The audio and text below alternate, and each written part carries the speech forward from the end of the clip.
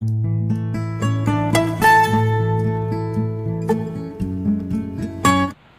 Students, तो fourth question की statement हमें गिवन है। The diameter of roller is 84 centimetre. एक रोलर है जिसका डायमीटर क्या है, 84 सेंटीमीटर है, and its length is 120 centimetre, जिसकी लेंथ है 120 centimetre. It takes 500 complete revolutions to move once to level a playground. किसी प्लेग्राउंड को एक बार लेवल करने के लिए उसके 500 कंप्लीट रेवोल्यूशंस करने होते हैं। Find the area of playground in metre square. तो हमें उस प्लेग्राउंड का एरिया कैलकुलेट करना है मीटर स्क्वेयर में। तो देखो, हमें एक सिलेंड्रिकल रोलर गिवन है जिसकी लेंथ गिवन है 120 सेंटीमीटर और इसका डायमीटर हमें गिवन है 84 सेंटीमीटर। तो देखो, यहाँ पर हम इसका कर्व सरफेस एरिया कैलकुलेट करेंगे। तो सबसे पहले हम देखेंगे कि हमें क्या क्या गिवन है। डायामीटर ऑफ रोलर जो है 84 सेंटीमीटर। तो रेडियस ऑफ रोलर क्या रहेगा, रेडियस ऑफ रोलर जब हम डायामीटर को 2 से डिवाइड करेंगे तो हमें उसका रेडियस मिल जाएगा। 84 सेंटीमीटर को हम डिवाइड करेंगे 2 से तो हमें मिलता है 42 सेंटीमीटर। और हमें लेंथ गिवन है इस रोलर की, जो इस रोलर के लिए हाइट रहेगी। हाइट ऑफ रोलर क्या है, 120 सेंटीमीटर। तो यहाँ इम्पोर्टेंट पॉइंट क्या रहेगा, हमें उस प्लेग्राउंड का एरिया कैलकुलेट करना है मीटर स्क्वायर में। तो हम इसके रेडियस और हाइट को कन्वर्ट करेंगे इनटू मीटर। तो जब हम 42 को 100 से डिवाइड करेंगे तो हमें वो रेडियस मीटर में मिल जाएगा और इसकी वैल्यू क्या रहेगी, 0.42 मीटर। तो रेडियस हमारा क्या है, 0.42 मीटर। इसी तरह से हम इसकी हाइट को भी मीटर में कन्वर्ट करेंगे जब 120 को हम डिवाइड करेंगे 100 से। तो देखो, यहाँ 0 से 0 कैंसिल हो जाएगा, 12/10 मीटर और ये क्या मिलेगा हमें, 1.2 मीटर। तो हाइट क्या रहेगी उसकी, 1.2 मीटर रहेगी। तो अब हम कैलकुलेट करेंगे इस रोलर का कर्व्ड सरफेस एरिया जो एक सिलेंड्रिकल शेप का है। तो curved surface area of roller, उसके लिए क्या फॉर्मूला रहेगा, तो इसके लिए हम फॉर्मूला यूज करेंगे curved surface area of cylinder जो है 2πr/h।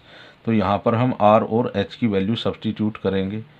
तो 2 × 22/7, पाई की वैल्यू है 22/7, r की वैल्यू है 0.42 मीटर और h की वैल्यू है 1.2 मीटर। तो सबसे पहले हम यहाँ पॉइंट को हटाएंगे। तो 2 × 22/7 × 42/100 × 12/10 मीटर स्क्वायर। तो देखो, यहाँ 42 को डिवाइड करेंगे 7 से, 6 मिलेगा हमें। तो 2 × 22 × 6 × 12 डिवाइड में 1000 मीटर स्क्वायर। तो देखो, जो ये कर्व सरफेस एरिया है रोलर का, ये उस प्लेग्राउंड का वो एरिया होगा जिसे वो रोलर 1 कंप्लीट रेवोल्यूशन में लेवल करेगा। तो यही क्या है, area of playground levelled in 1 complete revolution. तो देखो, हमें कैलकुलेट करना है area covered by roller for 500 complete revolution. तो उससे हमें उस प्लेग्राउंड का एरिया मिल जाएगा मीटर स्क्वायर में। तो एरिया ऑफ प्लेग्राउंड क्या रहेगा, area covered by roller in 500 complete revolutions. और ये क्या रहेगा, देखो, जब हम इस एरिया को 500 से मल्टीप्लाई करेंगे तो area covered by roller in 1 revolution into 500। तो यहाँ पर हम इसको मल्टीप्लाई करेंगे 500 से।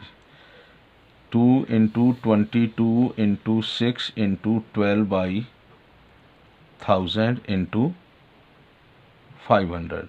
तो इस 1000 को 500 से हम डिवाइड करेंगे। 500 2 ज़ा 1000 और इस 2 से ये 2 कैंसिल हो जाएगा। तो हमें मिलता है 22 इंटू 6 इंटू 12 मीटर स्क्वायर। और जब हम इनकी मल्टीप्लिकेशन करते हैं तो हमें मिलता है 1584 मीटर स्क्वायर। तो ये वो एरिया होगा उस प्लेग्राउंड का, और यही वो एरिया है जिसे वो रोलर कवर करेगा इन 500 कंप्लीट रेवोल्यूशन। और यही हमारा आंसर है।